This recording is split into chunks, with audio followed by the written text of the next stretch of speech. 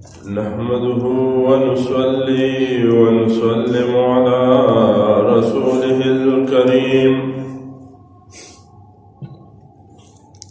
أما بعد فأعوذ بالله من الشيطان الرجيم بسم الله الرحمن الرحيم وما أرسلنا من رسول إلا ليطاع بإذن الله ولو أنهم إذ ظلموا أنفسهم جاءوك فاستغفروا الله واستغفر لهم الرسول لوجدوا الله توابا رحيما سبحانك لا علم لنا إلا ما علمتنا إنك أنت العليم الحكيم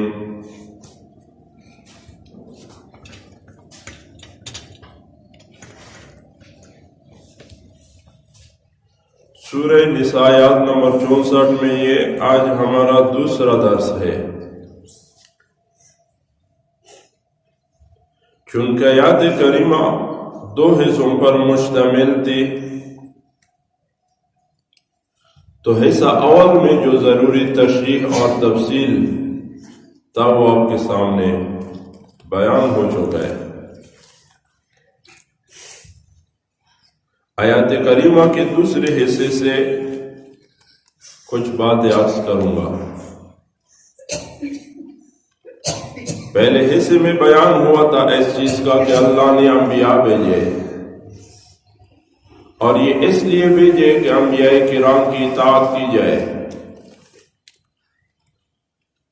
نبی آخر زمان کو بھیجے، وضاحت کے لوگوں کو اعلان تھا، اور آپ کے بعد پھر قیامت تک آنے والے لوگوں کو اعلان ہے کہ میرے محبوب پیغمبر کا اطاعت کرو۔ اور اسی طریقے سے بیان ہوا تھا کہ انبیاء کرام معصوم ہیں خطاؤں سے، گناہوں سے۔ اب یہ دوسرے حصے میں فرماتے وَلَوْ أَنَّهُمْ إِذْ ظَلَمُوا أَنفُسَهُمْ، وَلَوْ أَنَّهُمْ، اور اگر وہ لوگ اِذْ ظَلَمُوا أَنفُسَهُمْ، جب انہوں نے ظلم کیا تھا اپنے جانوں پر۔ منافقین کو ذکر کر رہے یا عام لوگوں کو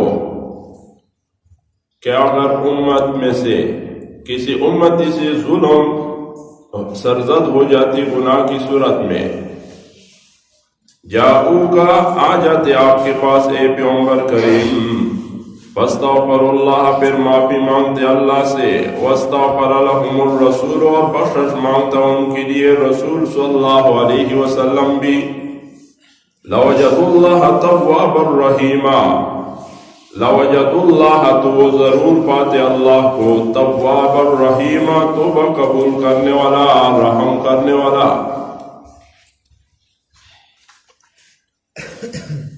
آیات کریمہ کے اس حصے میں ذکر ہوا وسیلے کا۔ یہ اہم وسیلہ ہے کہ آدمی ایک زندہ آدمی کے پاس جائے، ایک بزرگ ہے، عالم دین ہے، دیندار ہے، اور اس سے دعا کی گزارش کرے، تو یہ جائز وسیلوں میں ایک اہم وسیلہ ہے، اور اس پر سب کا اتفاق ہے، اس کے جواز پر۔ صحابہ کرام کا یہ شان تھا، اکثر صحابہ کرام کہ جب بھی انہیں کوئی مشکلات پیش آ جاتی تو رسول اللہ صلی اللہ علیہ وسلم کی خدمت میں حاضر ہوتے، اور پھر آپ سے دعا کا درخواست پیش کرتے۔ نبی علیہ السلام ان کے ہاتھ میں دعا عرض کرتے، اور نبی کا دعا یہ عام لوگوں کی دعا کی طرح نہیں ہوتی۔ سورہ نور میں اللہ کریم نے فرمایا لا تجعلوا دعاء الرسول بینکم کدعاء بعضکم بعضا، تو رسول اللہ صلی اللہ علیہ وسلم نے جس کے لیے خیر کی دعا کی پھر اس کا جھولی بھر گیا ہے، اور جس کے لیے بدبخت کے لیے بدعا کیا ہے تو اس نے پوری زندگی پھر شر کے علاوہ کچھ نہیں دیکھا ہے۔ علماء کرام نے لکھا ہے کہ آیات کریمہ کا یہ آخری حصے میں واستغفر لهم الرسول، یہ حکم خاص تھا صحابہ کرام تک اور نبی کریم صلی اللہ علیہ وسلم کی زندگی اور حیات طیبہ تک۔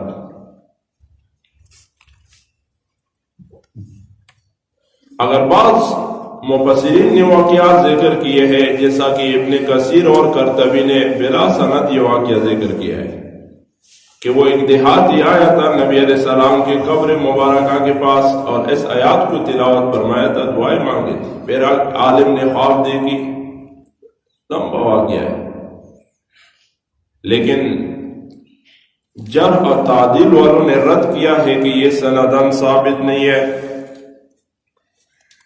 الصارم المنکی لرد السبکی ایک بہترین کتاب ہے، اس میں لکھا ہے کہ یہ ثابت نہیں ہے، غیر مستند واقعہ ہے۔ البصائر میں بھی اس پر رد کیا گیا ہے حضرت شیخ القرآن نے، اور بہت بڑا تفصیل ذکر کیا ہے کہ یہ واقعہ ثابت نہیں ہے۔ شیخ الاسلام امام ابن تیمیہ رحمہ اللہ کا کتاب ہے التوسل والوسیلہ، اس میں بھی اس واقعے پر رد ذکر کیا گیا ہے کہ یہ منگڑت ہے۔ ایک بہترین محدث گزرے ہیں علامہ ناصر الدین البانی رحمہ اللہ، اس کا کتاب ہے وسیلے کے بارے میں۔ اس کتاب میں بھی بہت بڑا تحقیق ہے کہ یہ واقعہ درست نہیں ہے، ثابت نہیں ہے۔ تو نبی علیہ السلام کی حیات طیبہ تک خاص تھی، صحابہ کرام آپ کے پاس آتے، دعا کی گزارش کرتے اور آپ ان کے حق میں دعا فرماتے، تو اللہ کریم نے فرمایا کہ اگر اس طرح ہو جائے لَوَجَدُ اللَّهَ تَوَّابًا رَحِيمًا، تو وہ اللہ کو بڑا ہی توبہ قبول کرنے والا اور رحمت والا پاتے۔ فلا وربک، پس قسم ہے آپ کے رب کی وہ مومن نہیں ہوں گے۔ فلا اسی طرح نہیں ہے جیسا کہ منافقین کا خیال اور گمان ہے۔ عام مفسرین یہاں پر فرماتے ہیں کہ یہ لا زائدہ ہے، اور یہ اس لیے لائی جاتی ہے کہ بعد میں جو قسم ہے اس کے لیے تاکید ہے، جیسا کہ لا اقسم بیوم القیامہ یا لا اقسم بہذا البلد۔ عام مفسرین کا کہنا یہ ہے کہ یہ لا زائدہ ہے، اور بعض مفسرین کرام فرماتے ہیں کہ نہ یہ لا یہ زائدہ نہیں ہے، بلکہ یہ دلالت کرتی ہے کلام محذوبہ پر، یعنی لیس الامر کما زعمتم، اسی طرح بات نہیں ہے کہ جس طرح منافقین گمان کرتے کہ زبان پر تو اسلام کا دعویٰ ہو لیکن میرے حبیب پاک صلی اللہ علیہ وسلم کا اتباع اور تابعداری نہیں ہے۔ تو اللہ کریم فرماتے کہ فلا وربک لا یؤمنون، پس قسم ہے آپ کے رب کی وہ مومن نہیں ہوں گے۔ قرآن اور سنت سے اعراض کرنے کے بعد بھی ایک آدمی اپنے آپ کو مسلمان سمجھ کر بیٹھے تو یہ مسلمان نہیں ہو سکتا ہے۔ اللہ کریم فرماتے کہ اسی طرح بات نہیں ہے۔ فلا وربک لا یؤمنون، پس قسم ہے آپ کے رب کی وہ مومن نہیں ہوں گے، حتی یحکموک، یہاں تک کہ حاکم بنائے آپ کو اے حبیب پاک صلی اللہ علیہ وسلم، فیما شجر بینہم، اس معاملے میں کہ جھگڑا ہو بینہم ان کے درمیان، ای فیما اختلف بینہم من الامور، آپس میں دینی اور دنیاوی امور میں اختلاف پیدا ہوا، تو اے میرے حبیب پاک صلی اللہ علیہ وسلم آپ کی طرف رجوع کرے گا، اور آپ کے رحالت کے بعد پھر آپ کا سنت قائم اور دائم ہے، قرآن اور سنت کی طرف آئے گا تو پھر مسلمان ہے۔ اگر یہ شرط نہ ہو تو پھر مسلمان نہیں ہو سکتا ہے۔ اور جب آپ نے فیصلہ کیا، آپ کے دین اور شریعت نے ایک فیصلہ کیا، ثم لا یجدوا، پھر وہ نہ پائے فی انفسہم، ای فی قلوبہم، اپنے دلوں میں، خرجن تنگی، خرجن خفگان اور شک، مما قضیتا، اس سے جو فیصلہ کر دیا اے میرے حبیب پاک صلی اللہ علیہ وسلم، آپ کے دین اور شریعت نے فیصلہ کیا۔ تو ایک مومن کا شان یہ ہے، ایمان شرعی والا، کہ وہ اس فیصلے پر تنگی محسوس نہ کرے، دل میں شک بھی نہ کرے، وَيُسَلِّمُوا تَسْلِيمًا، اور وہ تسلیم کرے پوری طرح تسلیم، وَيُسَلِّمُوا تَسْلِيمًا، اور پوری طرح تسلیم کرے، یعنی موت تک اور قیامت تک اس فیصلے کو قبول کرے۔ تو اس آیات کریمہ میں علماء کرام نے لکھا ہے کہ ایمان شرعی کے لیے یہ 3 شرائط ذکر ہوئی۔ یہ نہیں ہے کہ ایک آدمی دعویٰ کرے ایمان اور اسلام کا اور اس کے اندر وہ شرائط نہ پائے جائے ایمان شرعی کے لیے جو ضروری شرائط ہے۔ تو قرآن حکیم نے اس آیات کریمہ میں یہ 3 شرائط ذکر کیے اور یہ غور کی آیات ہے۔ ہم اور آپ کو غور کرنا چاہیے کہ آج اسلام کا دعویٰ ہے، کیا یہ شرائط ہمارے اندر ہے؟ تو ان شرائط کو اپنے اندر موجود کرنا یہ ضروری ہے۔ ایک شرط تو یہ ہے کہ حتی یحکموک فیما شجر بینہم، کہ آپ کو حاکم اور حاکم بنائے جو ان کے درمیان اختلافات ہیں، دینی اور دنیاوی اختلافات ہیں، آپ کو حاکم بنائے۔ ایک شرط تو یہ ہے، اور دوسرا شرط یہ ذکر ہوا کہ ثم لا یجدوا فی انفسہم حرجا، یعنی آپ کے دین، آپ کے سنت نے، شریعت نے جو فیصلہ کیا پھر اس پر تنگی بھی محسوس نہ کرے، بس بغیر من چن اور چرا کے اس فیصلے کو قبول کرے۔ ایک مسلمان کا یہ شان ہے۔ اور تیسرا شرط یہ ہے کہ اس فیصلے کو وقتی طور پہ نہیں بلکہ موت تک اور قیامت تک قبول کرے اور تسلیم کرے، تو پھر جا کے یہ آدمی مومن اور مسلمان ہے۔ تو ان شرائط کو اپنانے کا ایک مومن مسلمان کے لیے ضرورت ہے۔ آیات منافقین کے رد میں اترا ہے، لیکن روح المانی نے ذکر کیا ہے کہ آیات عام ہے، قیامت تک نبی علیہ السلام موجود ہے تو آپ حاکم ہیں، اور آپ کے رحالت کے بعد پھر آپ کا دین اور شریعت، آپ کا سنت یہ حاکم ہے۔ لوگوں کے اختلافات ہیں تو قرآن اور سنت کی طرف آئیں گے۔ وَيُسَلِّمُوا تَسْلِيمًا، یعنی قرآن اور سنت کا یہ فیصلہ پوری طرح تسلیم کرے پھر مومن ہے۔ امام روح المانی نے لکھا ہے کہ يَنْقَادُ لِأَمْرِكَ وَيَزْعَمُونَهُ بِظَاهِرِهِمْ وَبَاطِنِهِمْ، یعنی آپ کے فیصلے کو تسلیم بھی کرے اور یقین بھی کرے، ایسے ظاہراً اور باطناً۔ کبھی آدمی بزور شمس سے ظاہری فیصلہ مان لی قرآن اور سنت کا، لیکن دل سے تسلیم نہ کرے، ایسا تو منافقین بھی کرتے تھے، تو پھر آدمی مسلمان نہیں ہو سکتے۔ تو اس وجہ سے روح المانی نے یہاں پر ایک بات ذکر کیا ہے۔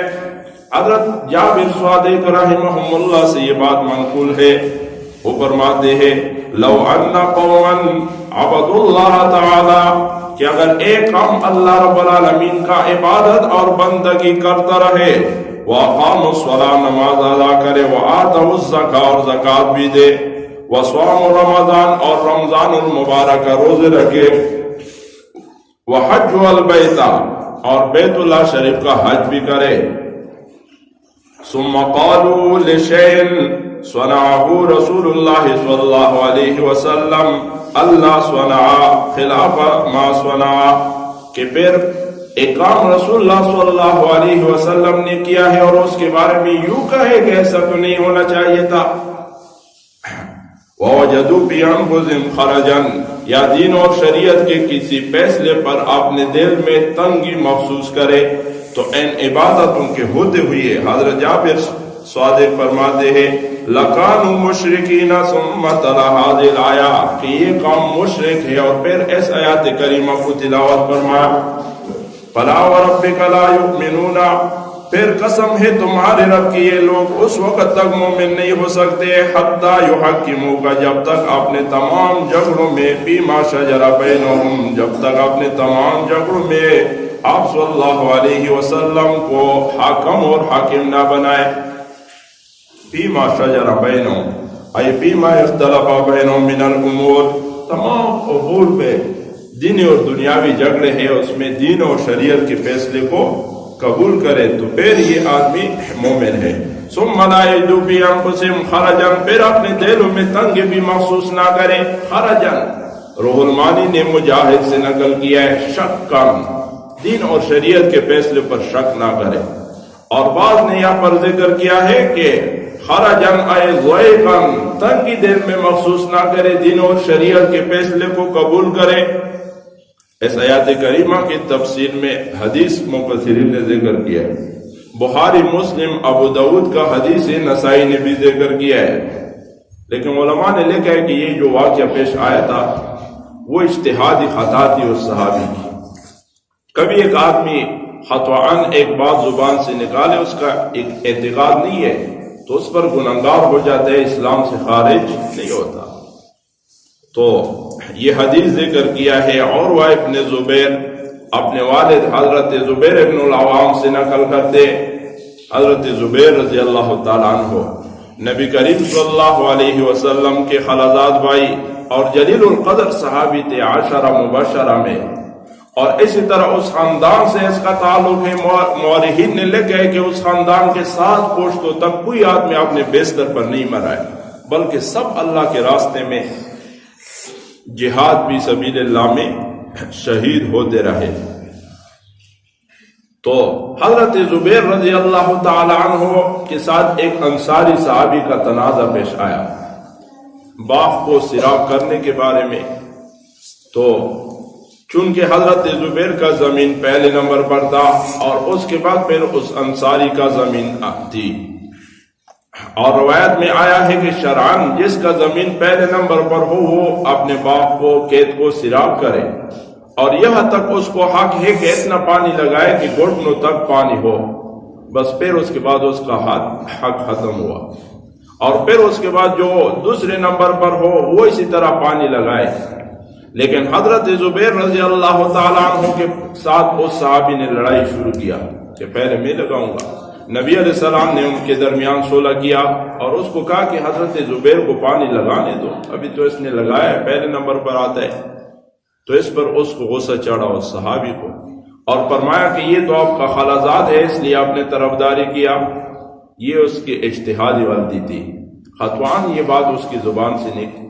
نبی علیہ السلام کا چہرہ انور غصے کی وجہ سے تبدیلی آئی، اور حضرت زبیر کو فرمایا کہ اپنا حق پورا کرو اور باغ کو سیراب کرو یہاں تک کہ گھٹنوں تک پانی آئے۔ پہلے تو صلح کیا تھا، لیکن جب اس کو سمجھ نہیں آیا پھر شرعی فیصلہ کیا۔ صلح میں یہ ہے کہ ایک پر بھی زور دے اور دوسری پر بھی زور دے کہ تو اپنا حق کام کرو، اور یہ صلح شریعت کے خلاف نہیں ہے۔ اور شرعی فیصلہ اگر کوئی کہے کہ مجھے شرعی فیصلہ کرو قرآن اور سنت کا فیصلہ، تو اس میں پھر اونچ اور نیچ یہ بالکل جائز نہیں ہے۔ تو ایک ہوتا ہے صلح کے ایک پر زور دو دوسرے پر بھی زور دو۔ نبی علیہ السلام مسجد نبوی میں تشریف فرماتے، ایک دو صاحب آپس میں لڑنے لگے قرض کے اوپر، تو آپ باہر تشریف لائے، صاحب حق کو کہا کہ میں آپ کو کہتا ہوں کہ ادا قرض معاف کرو، اس نے کہا کہ قربان میں نے معاف کیا۔ دوسرے کو کہا کہ جاؤ گھر سے یہ ادا لاؤ، تو وہ چلا گیا اور قرض لے کر اس کو دے دیا۔ تو یہ ہے صلح۔ اور ایک ہوتا ہے شرعی فیصلہ، پہلے تو صلح کیا ان دونوں کے درمیان کہ چلو حضرت زبیر نے کچھ لگایا تھوڑا بہت اور لگایا، لیکن اس انصاری صحابی کو سمجھ نہیں آیا، تو پھر شرعی فیصلہ کیا کہ پورا پانی لگاؤ یہاں تک کہ آپ کا باغ سیراب ہو جائے اور گھٹنوں تک پانی آئے۔ تو پھر اس موقع پر اللہ نے اس آیات کو نازل فرمایا، فَلَا وَرَبِّكَ لَا يُؤْمِنُونَ، کہ خبردار سن لو، آگاہ ہو جاؤ، میرا محبوب موجود ہے تو پھر کوئی اور نہیں ہے کہ حاکم بنے، اور میرے محبوب کی رحالت کے بعد پھر میرے محبوب پیغمبر کا سنت ہے دین اور شریعت، پھر اس دین اور شریعت کی طرف آؤ، اختلافات میں اور اسی طرح تنازعات میں قرآن اور سنت کے قانون کو قبول کرو اور اپنے اوپر لاگو کرو۔ تو یہ 3 شرائط ذکر ہوئے ایمان کی بقا اور آخرت کی فلاح کے لیے۔ اب دیکھو ہم اور آپ کا تو دعویٰ ہے ہم مومن مسلمان ہیں الحمدللہ، لیکن صرف یہ اسلام یہ زبانی دعوے کا نام نہیں ہے، ایمان شرعی اس کے لیے اس آیات میں یہ 3 شرائط ذکر ہوئے۔ پہلا شرط تو یہ ہے کہ قرآن اور سنت کو حاکم اور حاکم بنائے، پھر یہ مسلمان ہے۔ اور دوسرا شرط یہ ہے کہ قرآن اور سنت کے فیصلے کو قبول کرے اور اس کے اوپر یعنی دل میں تنگی محسوس نہ کرے، کوئی شک نہ لائے اور اسی طرح دل میں کوئی خفگان نہ لائے۔ اور تیسرا شرط یہ ذکر ہوا کہ وہ یسلم تسلیما، پوری طرح دین اور شریعت کے قانون کو قبول کرے اور تسلیم کرے. وقتی نہیں ہے بلکہ ہمیشہ کے لیے موت تک اور قیامت تک قرآن اور سنت کے قانون کو قبول کرے، اپنی زندگی میں لائے. اللہ کریم مجھے اور اب تمام بھائیوں کو عمل کی توفیق عطا فرمائے. وآخر دعوانا الحمدللہ رب العالمین.